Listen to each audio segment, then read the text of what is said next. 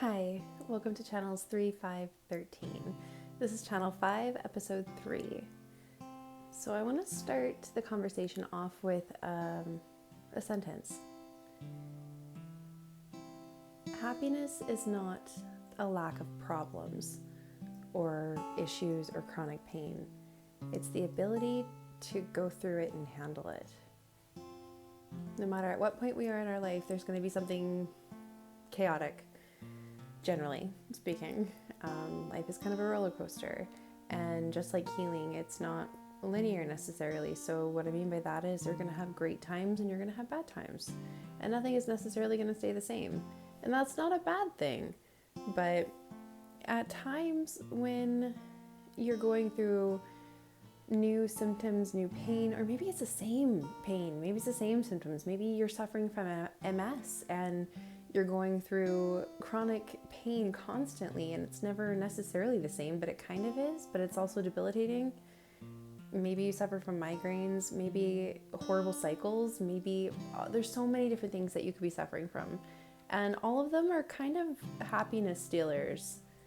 They come into your life, they cause disruption through pain, and then they cause disruption through communication.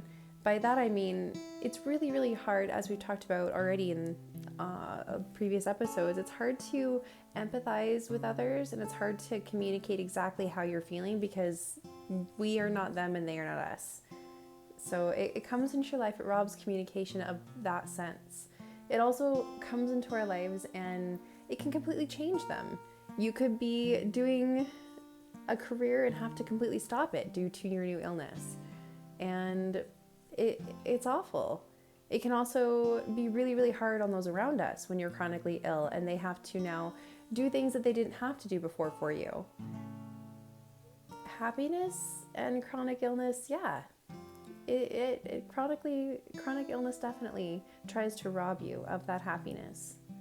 So the best way to continue to be happy throughout our days, and it's something I've said before, is just to focus on the silver linings of our days, the silver linings of our upcoming week, maybe even. Choosing to be happy, it is a choice. Sometimes, of course, it's not easy. Like if something happens and there's so much pain, like you can't push past every single time. You can't, and that is fine. You're normal. I don't push past every time. I definitely cry. And I definitely have breakdowns dealing with something that constantly knocks you down, no matter how positive you are. It's really exhausting, besides the chronic fatigue that comes with the illness. So I get it, but it is a choice too. So something that I recently talked about with my counselor was, what makes you happy? So she had me consider everything that makes me happy, but I should say, what makes you happy that has nothing to do with taking care of others or helping others.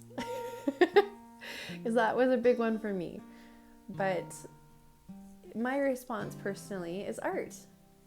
I love doodling. I love art in every form, and practicing it in every shape and form. And since becoming a business owner, I often stray away from drawing because there's always content to be done, different things I can do for my business. I am constantly reading up on different anatomy things to stay fresh. I really care about my clients, and if I find something on someone, I will often collaborate with professionals so that I can help them better or seek a professional to send them to. And I have 2 kids. And they have been at home online learning now for 2 years.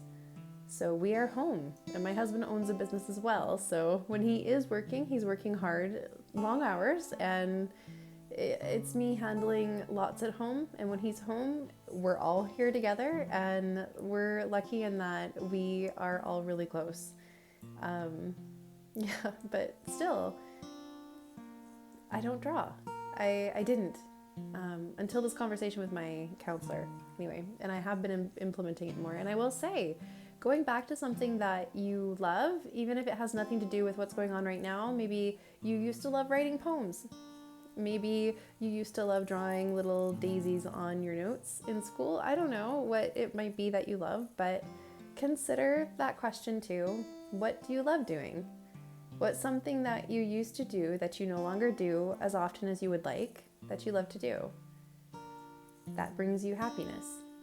So my plan is and has been to have little art pads around the house, even little ones that I can just doodle on. I do find that I end up just doodling on my iPad more now, and I've done a lot of new projects, so it does help. That being said, it can also be really frustrating when you finally figure out something that is a source of happiness for you and you go to do it, and your illness is taking over. So say perhaps it is gaming. Maybe you love video gaming and you go to do what you love, but your headache just gets in the way. You can't see right. Your blurred vision, and it's just too much. So you get a little bummed out. So plan B.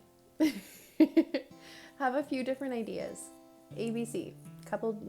Three different plans of a few things that you could do that you love, that you don't do as often as you wish you would. If chronic illness has taught me one thing in the last couple of years especially, it's that we really just don't know how long we have. We don't. We could wake up tomorrow and have a heart attack. We could go outside. There's so many different scenarios that could happen. We could stay in bed and have a problem. No matter what we do, we're risking something, and we don't know how long we have. It's not guaranteed time. With that in mind, I think with what time we do have and what we can control, I think it's important that we try to keep ourselves happy, because we don't know what time is guaranteed. So trying to figure out things that we maybe did in the past that we would like to do more, that are enjoyable, that can make us come through our day a little bit quicker and happier, and maybe those times, or maybe that is something that is worthwhile. I don't know if that last one made any sense, but hopefully it resonates with someone. Something else with happiness and being content and calm, especially throughout incredible chaos, is being aware that you are a strong person. It is not easy to go through a day with any sort of pain. It's not easy to be limited in your life, in your normal activities. It's not easy to have to change things or rest when you want to get up and go.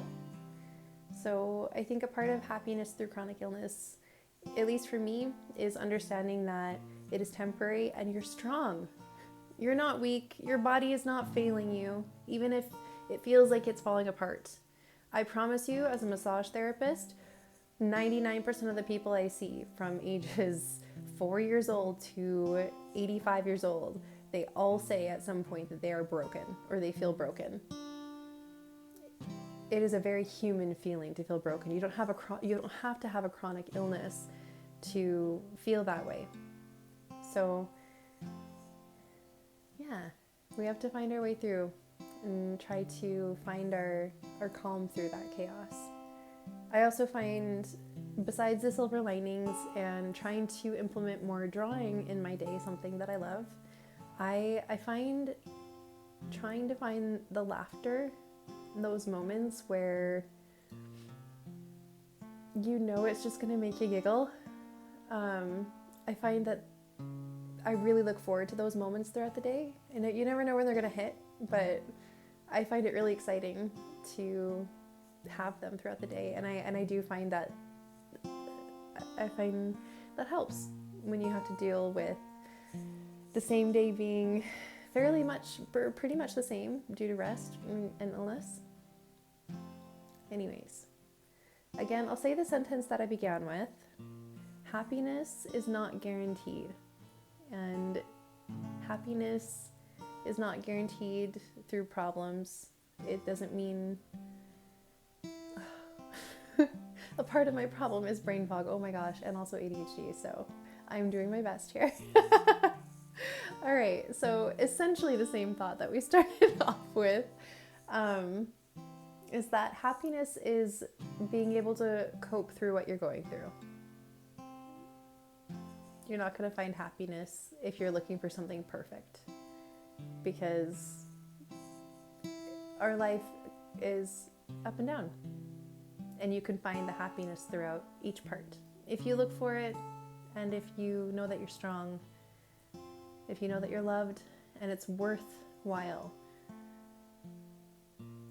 I'm sure as someone who's empathetic, you can understand that you wouldn't want your best friend, your lover, your family member, anyone going through something without trying to find happiness too. So, in hopes that you can think about implementing something in your day that brings you complete happiness, something that maybe you missed, that you haven't done in a long time. Fantastic. Let me know if you do. Like, subscribe, share, follow. Sorry. Until next time, have a great day.